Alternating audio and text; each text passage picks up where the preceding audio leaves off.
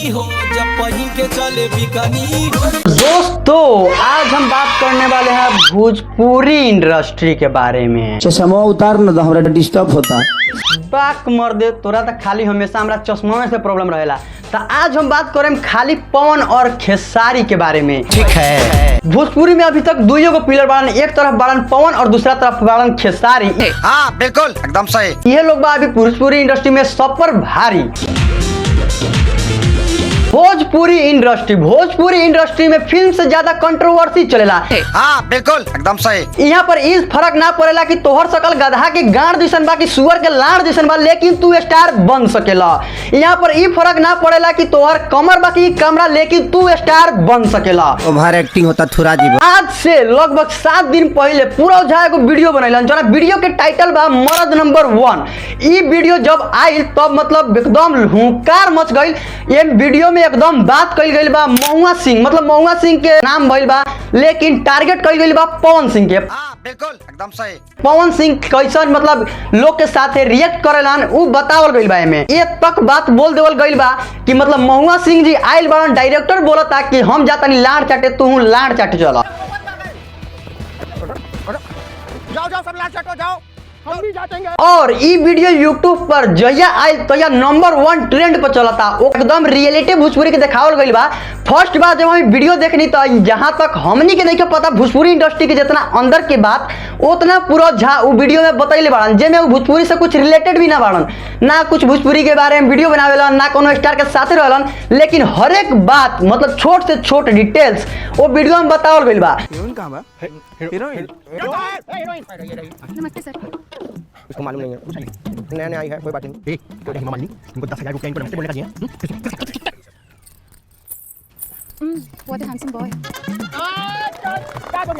यहाँ तक वो वीडियो में बतावल गइल बा कि 1 करोड़ फिल्म में लगावल गइल बा और 1 करोड़ में 40 लाख रुपया तो महुआ सिंह ले बाड़न, और जो 60 लाख रुपया बा डेकोरेशन पर ना वो खर्च होई महुआ जी के ऑर्केस्ट्रा पर। रोड पेकअप के बाद महुआ जी को रंगबाजी करनी होती है, उसका पैसा कहाँ से आएगा? और उनका मूड बन गया तो उनको ऑर्केस्ट्रा का प्रोग्राम देखना होता है, उसका पैसा कहाँ से आएगा? तो इन सब जरूरी काम में पैसा लगता है कि नहीं? ये वीडियो के आइला अभी 7 दिन हो गई बा और 7 दिन से लगभग पूरा ट्रेंडिंग में चलता है वीडियो, और अभी तक यूट्यूब पर 49 नंबर पर ट्रेंड बा। 49 नंबर पर भाई। अगर ये वीडियो हम बनैले रहती चाहे दोसर कोनो यूट्यूबर बनैले रही भोजपुरी से रिलेटेड यूट्यूबर, तो फोन आ गई 4 गो खेसारी के सार के और 5 गो पवन के बेटा के कि हमरा सर लगे पहुंच गई बा, बॉस देख ले बाड़न, तोरा के बुलाव तारन, मारी हन पीटी हन, तू वीडियो डिलीट कर, कितना धमका के वीडियो डिलीट करावल जात, लेकिन अभी तक पूरा जाके वीडियो डिलीट करावल केहू के गांड में दम नहीं कि वीडियो डिलीट हो जाए। यहाँ तक 7 दिन से ट्रेंडिंग में चला ना वीडियो अभी तक प्राइवेट भइल बा। ध्यान रखना पवन सिंह नाम है मेरा। बताओ ऐसा का रिप्रेजेंट कइल जाता भोजपुरी के। यही नहीं अभी और सुनिए। और ए में ई नहीं के कि तोहर शकल के का एक्सप्रेशन बा, का तोहर फिगर बा, का तोहर मतलब एक्टिंग बा, ये कुछो नहीं के, बस तोहर खाली ढोड़ी दिखाई देवे के चाहिए। जैसे में महुआ सिंह कहतारन कि हमर ढोड़ी चटाई लोग इतना देखे में फेमस बा कि जैसे लोग हम ढोड़ी चाटे नहीं, जैसे हमर जीभ ढोड़ी के छुएला तो लोग अपन कुर्ता फाड़ देवेला, कुर्ता। ऑडियंस दीवानी है हमारे चटाई की।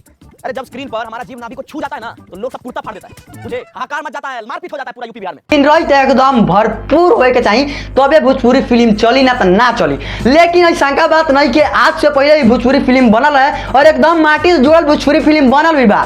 जैसे तोनी एगो निरहुआ के फिल्म देख सकता विदेशिया जो एकदम अपना माटी से जुड़ल फिल्म बा, एकदम ब्लॉकबस्टर भइल है फिल्म। ओकरा बाद एक गौरी फिल्म शुरू में बनल रहे कि गंगा मैया तोरा चुनरी चढ़ाइबो, वो फिल्म के तोनी एक बार देख सकता रहा। वो फिल्म एकदम दर्शावल गइल बा अपना यूपी बिहार के कल्चर के।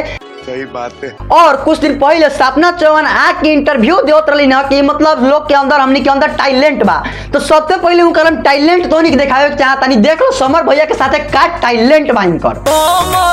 के कमाई से इमारत। जहां तक हिंदी फिल्म में लोग के एक्सप्रेशन दिखावल जाला, चेहरा दिखावल जाला, यहाँ तक अपना भोजपुरी में सिर्फ और सिर्फ लड़कियां गांड दिखावल जाला और ढोड़ी दिखावल जाला। काहे कि ये पता चली वीडियो। खैर अब रौनी का सोच बा, रौनी सोच के बताई और कैसा लागल वीडियो कमेंट करके बताएं, और जौन जौन बात भी अगर उन्हें अच्छा लागल हो चाहे बुरा लागल हो कमेंट करके जरूर बताएं।